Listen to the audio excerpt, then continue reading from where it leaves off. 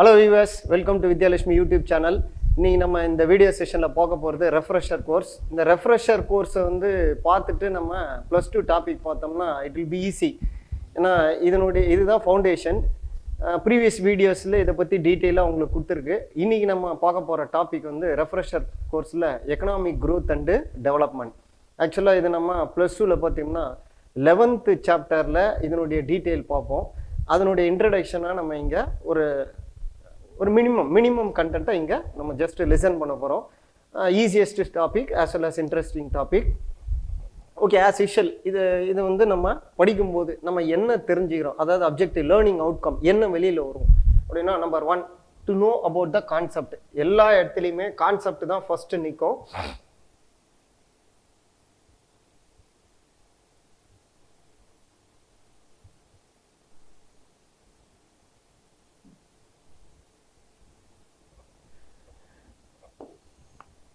The concept of economic growth and development. சரி, growth to development more or less meaning wise பார்த்தோம்னா சேமாக இருக்கு. என்ன டிஃப்ரென்ஸ்? growth அப்படின்னு பார்க்கும்போது it's a narrow path, but development is a multiple path, அதாவது multiple lane அப்படின்னு சொல்லலாம். So that is a difference, major difference.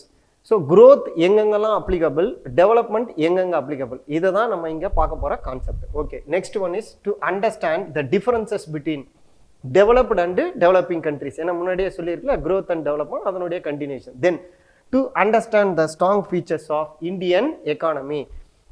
Indian எக்கானமியில் ஆரம்பித்து அதுக்கப்புறம் என்ன பண்ணுவோம், then will move to the 11th பார்த்தோம், தமிழ்நாடு எக்கானமி பார்த்துருப்போம். நெக்ஸ்ட் இங்கே பார்க்கும்போது இந்த இந்தியன் எக்கானமி தெரிஞ்சாதான் நம்மளால என்ன பண்ண முடியும், further we can move to the international economics. ஓகேவா? தென் economic growth, ரொம்ப easiest point, very simple point as well as easiest point. The country's economic growth is measured by national income. Then the growth, ஒரு கண்ட்ரியோட growth எப்படி identify பண்ணுறோம்? with the help of the national income. It is indicated by GDP, gross domestic product. இவங்க மொத்தம் வந்து டோட்டலாக 4 பேசிக் indicators +1. இந்த 4 என்னன்னா GNP, GDP, NNP and NDP +1 கொடுத்துருக்கோம், தட் இஸ் PCI. இது எல்லாத்தையும் பேஸ்ட் ஆன் த GDP, ஏன்னா இதுதான் largest figure. The GDP is the total monetary value of goods and services. அதனால தான் அது லார்ஜஸ்ட் ஃபிகர். இது வந்து ஒரு 1 mark. Okay, then over a specific period of time, எல்லாமே ஒரு டியூரேஷன். அப்போ இந்த GDP எப்படி கால்குலேட் பண்ணும், based on particular duration. Then economic development, growth பார்த்துட்டோம். நெக்ஸ்ட் அந்த growthன்றது பேஸ்ட் ஆன் GDP சொல்லிட்டோம். தென் டெவலப்மெண்ட் எப்படி எடுக்கிறோம், it is indicated not just by DDP.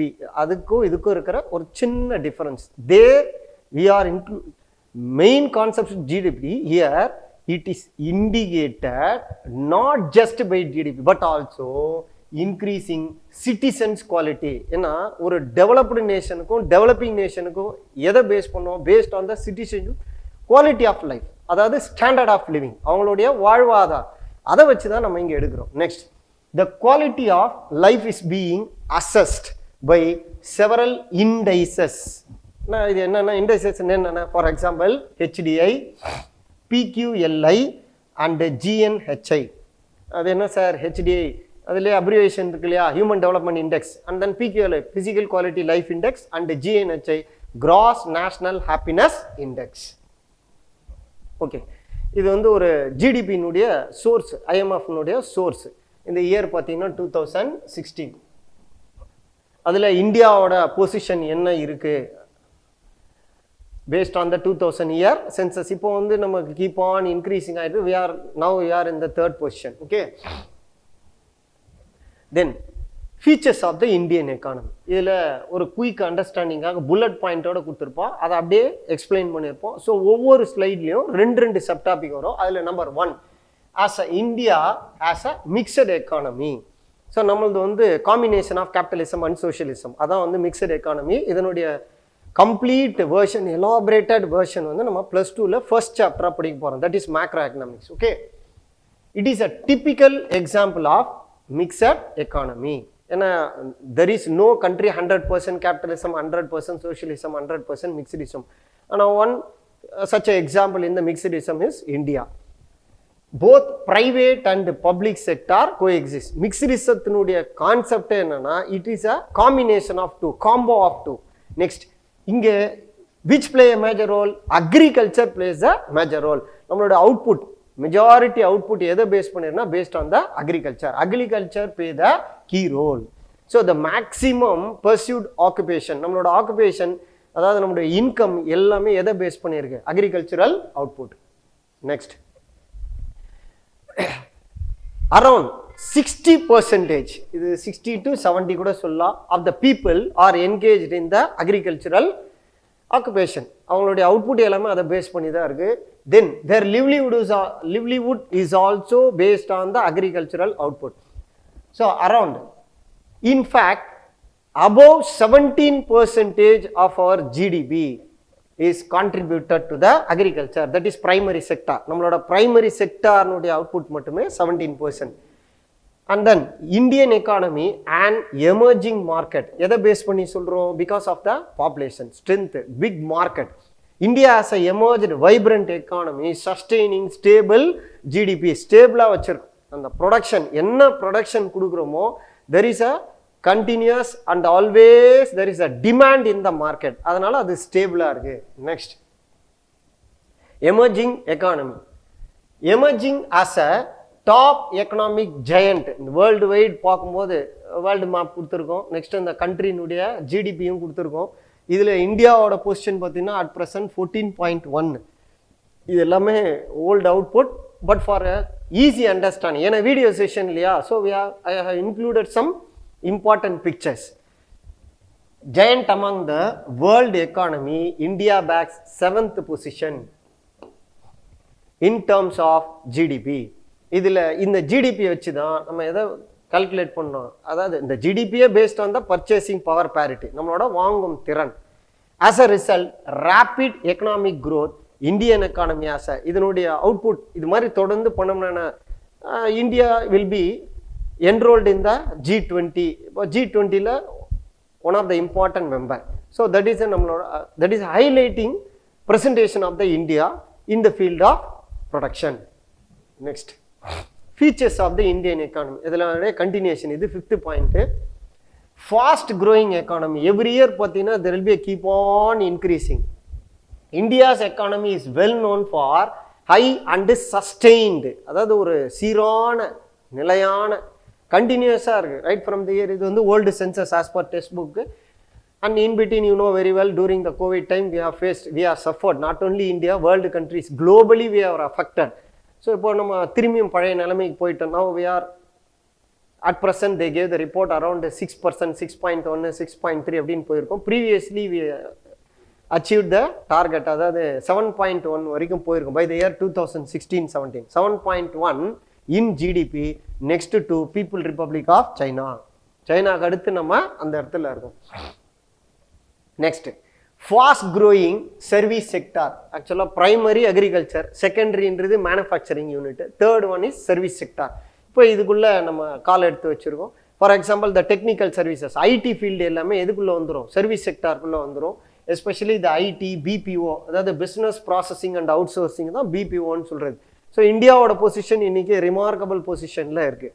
Then large domestic contribution, ஒரு குளோபல் லெவலில் we are producing, contributing a largest domestic consumption.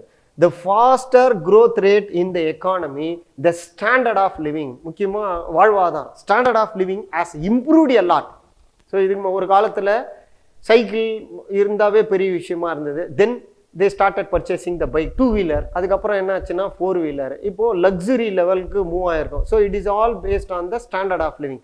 இதெல்லாம் எப்படி பாசிபிள் ஆச்சு? Based on the contribution, especially primary, secondary and service sector. Service செக்டாரில் எப்போ நம்ம focus பண்ண ஆரம்பித்தோமோ அப்பயே டொமஸ்டிக்னுடைய கன்சம்ஷன் எல்லாமே கம்ப்ளீட்டாக சேஞ்ச் ஆக ஆரம்பிச்சிருக்கு. Next, rapid growth of urban areas. அதாவது அர்பன்னா ரூரல் ஏரியாஸ் இருக்கு இல்லையா, அர்பன், ரூரல்லேருந்து next level urban, city, town, nearby, அந்த சிட்டியை சப்போர்ட் பண்ணுற ஏரியாஸ், இப்படி எல்லாமே க்ரோத், அதனுடைய க்ரோத் ஃபீச்சர்ஸ் கம்ப்ளீட்டாக சேஞ்ச் ஆக ஆரம்பிச்சிருக்கு. Urbanisation is a key, important key ingredient of the growth of any economy. அதுக்கு மெயின் ரீசன் என்ன? Transportation plus communication. Plus education. ஏன் நம்ம இந்த இடத்துக்கு ஷிஃப்ட் ஆகிறோம்? Based on the two reason. One is employment and another one எஜுகேஷனாக இருக்கலாம். Very rare feature. அப்பப்போ போய் ஹாஸ்பிட்டலில் இருக்க போகிறதுல. So that is also important. But anyway first we have to we are giving the first preference. எதுக்கு கொடுக்குறோம்? இது ரெண்டு விஷயத்துக்கு கொடுப்போம். One is employment and another one education. Speeded up the pace of urbanisation, இதுவும் ஒரு காரணம். பீப்புளினுடைய மைக்ரேஷன், இதுவும் ஒரு காரணம். Next stable macro economy. இப்போ நம்ம மேக்ரோ லெவலில் ஸ்டேபிளாக சஸ்டெயின் பண்ண ஆரம்பிச்சிருக்கோம். The Indian economy projected and considered as one of the most stable economies of the world. The current year's economy survey represents the Indian economy to be a haven of macroeconomic stability, resilience and optimism. Optimismல தான் நமக்கு identify, அதாவது நம்மளுடைய வேஸ்டேஜஸை குறைச்சிருக்கு. Usage, the maximum usage of or to avoid the maximum wastage of the output. என்ன இருக்கோ, source என்ன இருக்கோ அதனுடைய வேஸ்டேஜை குறைக்கிறது. And then optimum level, at the maximum level utilization of the resources. அதுதான் இங்க முக்கியமான point. That is stable macro economy. Next one is the 10th one, important topic, demography. அதாவது study about the population. The human capital of India is young. Youth னுடைய strength வந்து இங்க அதிகம். This means that India is a pride owner. See the line here very carefully. இது வந்து ஒரு 5 mark question, அதனால தான் நம்ம இதை இவ்வளோ தெளிவாக பார்த்துட்டு இருக்கோம். Pride owner of the maximum percentage of youth, around 57% மட்டும் இங்கே நம்ம இருக்கோம். The young population is not only motivated but skilled and trained. Youth இருந்தால் மட்டுமே ஒரு கண்ட்ரி வந்து பாப்புலரைஸ் ஆக முடியாது. The youth are properly guided and they were trained, especially they become a skillful people. அதுதான் நம்மளோட ஹைலைட். ஸோ இது வந்து அரௌண்ட் 57% நம்ம இங்கே இருக்கோம். தென் ஆஸ் யூஷுவல் ஒவ்வொரு வீடியோ செஷனுடைய எண்ட்லேயும் we have to do some activity. ஆக்டிவிட்டின்னா கலெக்டிங் சம் இன்ஃபர்மேஷன்ஸ். அப்போ வந்து ஈஸியாக இருக்கும். என்ன டாபிக் பார்த்தோம், இதில் வந்து எவ்வளோ மார்க் நமக்கு எலிஜிபிலிட்டி இருக்குது. தென் easily we can answer the any type of question we can answer. So இந்த பாசிபிலிட்டிஸ்க்காக தான் இந்த ஆக்டிவிட்டி நான் இங்கே இன்க்ளூட் பண்ணியிருக்கோம். Form 2 groups.